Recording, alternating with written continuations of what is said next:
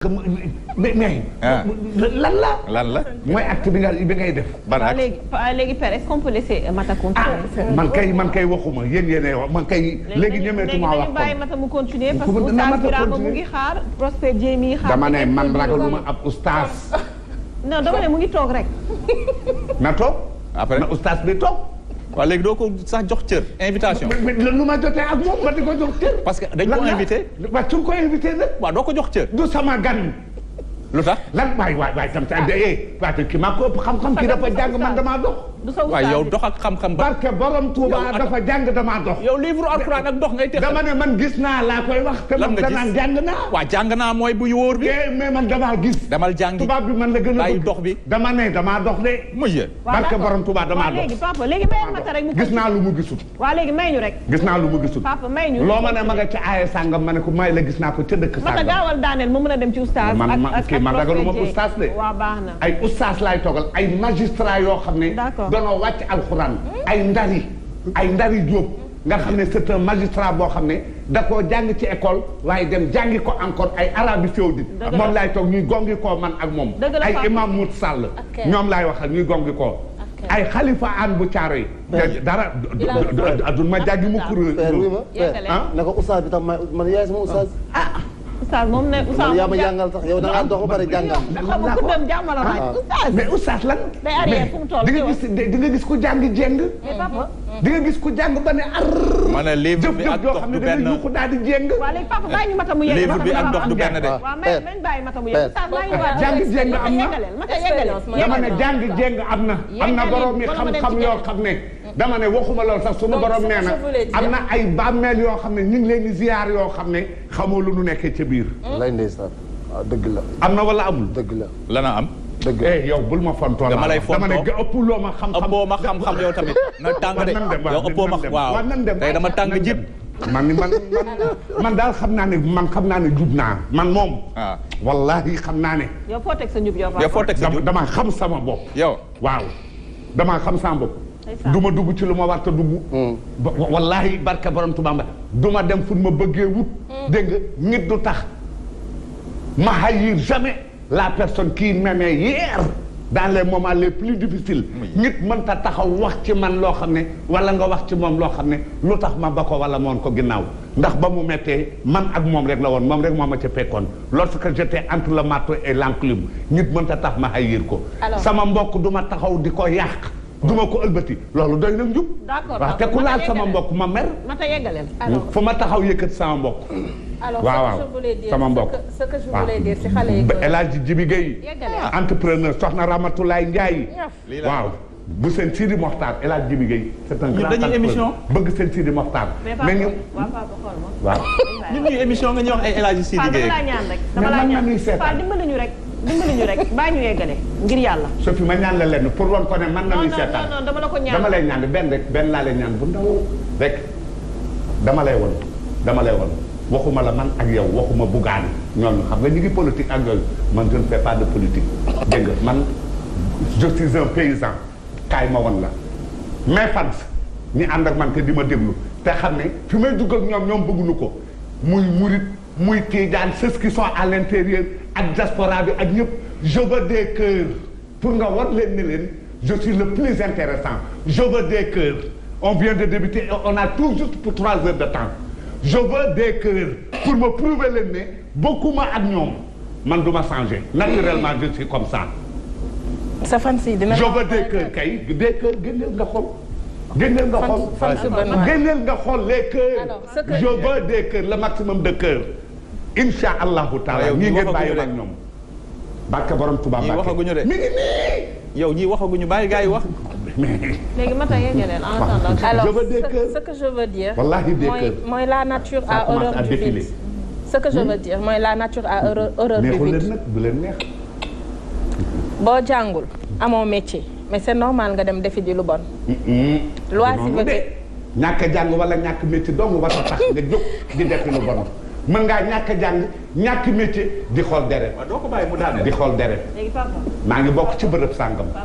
du ma agressé du ma rey. mën nga nekk di tooñ parce que émission bi suy déroulé wu de façon inappropriée aussi. mais damay fàtte day compliqué non amul problème bu loo fàtte bàyyi mu sedd nga bàyyi mu sedd parce que ba ngay wax dañ laa déglu nañ déglu Mata déglu oustaz déglu Prospère sax ñu soog a def lu ñu saf xam nga ku nekk am sa temps de parole loolu gënul boo toogee ak say nit tamit ñu ñëw toog da nga leen di bàyyi ñu wax garaawul papa garaawul amul problème naa la fàttali mais nañ bàyyi Mata. Safia j'espère que ñun ñëpp nous sommes présents gis nañ li fi jot a am ci terre bi fan yi wane nañ sur les réseaux sociaux am na ku toog jël ay tànkam teg ko ci siège yi fi ñu war a toog. ci terre bi. train express régional. waaw. ndax waa ji mi ngi ñëw toog jël tànk yi teg ko ci siège yi maanaam fi nit yi war a toog fa la yéegee ay tànkam teg ko fa. du yaa ngi nii émission bi ñu war a toog ngay taxaw égaleel. voilà ñi ngi wane tamit ki nga xamante ni yor na siwo bu def ceeb góorgóorlu na ba mu tuuru ci terre bi.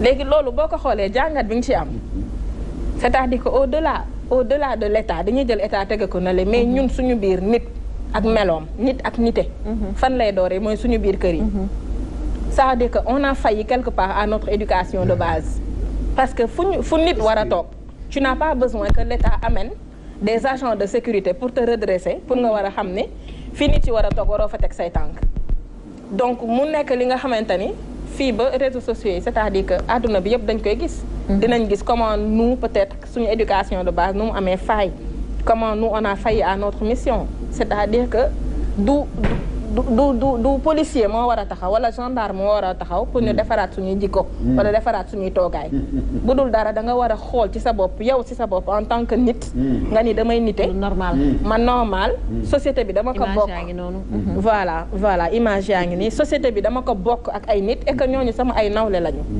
tey boo duggee ci mbirum drogue Safia xeetu drogue bu nekk mi ngi fi xeetu extase yi peut-être yamba moo gën a néew peut-être moo gën a commun wala moom moo gën a populaire si ñun lu ñu xam mais drogue dure baa ngi fi poudre blanche yaa ngi fi ecstasy yaa ngi fi te ñu ngi koy jël di ko dugal intégré ci biir école yi bu ñu dugg ci école yi amoon na ay stigu boisson yu ndaw yu ñu doon jaay di ko jaayee 100 francs ci biir école yi lañ ko dugaloon heureusement après ils ont pris des mesures draconiennes ñu génnee ko sur le marché mais ci biir école yi lañ ko indi woon di ko jaay élèves yi ñu koy utiliser des sticks de boisson comme Tampico yi ni ñu koy jaayee noonu jus dañ ko doon jaay ay sticks à 100 francs et c'est de l'alcool c'est de l'alcool indi nañ fi ay comprimés yi nga xamante ni tey dafay stimuler sa libido maanaam maanaam tey ñi nga moo gën a yomb tey ci violer nit maanaam day am envie nekk ak yow da nga koy def juste ci boisson am wala jus am wala dara lu mu teg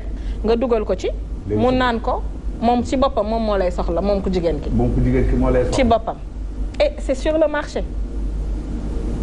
yow yaa koy def boisson jox ko mu naan waaw su ko defee mën na ko sax bañ a gis wala mën na ko bañ a yëg le temps ngay jóg di dem ci toilette bi wala le temps mu ëlbatiku nga tëmbal ko ci wala moom sax waaw wala parfois jigéen ñi ci boppam ñoom ñoo koy jënd ci boppam di ko utiliser seen bopp léegi su ko defee yow ku góor ki nga soxla ko yow ku góor ki da nga koy daal di bëgg ci saa si wala moom moo koy bëgg ki naan mbir yi waaw ki naan moom lay stimuler libido léegi su fekkee ku jigéen kee ko naan te ku góor kaa ngi toog jàpp jàmburam ku jigéen ke maanaam su dee ku jigéen kee ko naan te ku góor ki toog ku jigéen ki moo koy soxla madame est-ce que doo daaneel s'il te plaît ma dem si Prospère ak déedéet du ma ko mën Mata oui c'était juste pour dire que ñi ngi gis ay nit ñu ngi yaakaar ne ñi ngi ak seen sago fekk nekk ñu ak seen sago du tout utiliser la drogue elle est en train de faire des ravages que mu nekk ci góor ñi ndaw ñi que mu nekk ci jigéen ñi et c'est en train de perturber jigéen na ko wax nag jigéen na ko wax jigéen na ko gis mi ngi perturber bu baax suñu éducation soo ko naanee après danga koy soxla jërëjëf Mata ayca ñu dem ci oustaz maa ngi ñëw ci yow léegi rek comme ça nga tëj lii di introduction yi Dieye ñu bàyyi la nga introduire par rapport ak li ñuy waxtaanee ne dañuy def round-up 2021 mais question bu ñuy njëkk a laaj mooy lu tax xale yi léegi ñu am mennu melokaan tëggi moom la ñu bëgg a waxtaanee donc téléspectateurs yi mën nañu woote ñoom i tamit comme ndaxte ci émission bi la ñu bokk ñu ngi lay déglu Dieye. merci beaucoup madame Diallo di rebondir rek ci ni nga ko waxee yow. mais man dama gëm ne dañuy Mata wax na ko sànq. dañuy faillir éducation de base. parce que bala ñuy wax li xew ci mbedd mi wax d'abord li xew ci kër yi. c'est vrai parents yi am nañ ci ay part de responsabilité bu rëy. parce que damay faral di wax ne Mata yàlla digalul doomu aadama lu koy lor. ku ko xam na ma ko wax. yàlla terewul doomu aadama lu koy jariñ. ku ko xam nag ma ko wax. li ma bëgg a wax foofu mooy fi ñu fayiree suñu mission mooy d'abord la yàlla wax mooy lan jur leen ngeen yar ci diine parce que li ñuy lim fii yépp ci xeetu të lépp araam drogue agression sàcc ñu baal ma ci kàddu gi jaay sa bopp ñu koy wax cagatu lépp araam man ma gëm ne ku mokk ci diine war na laa mën a sauver.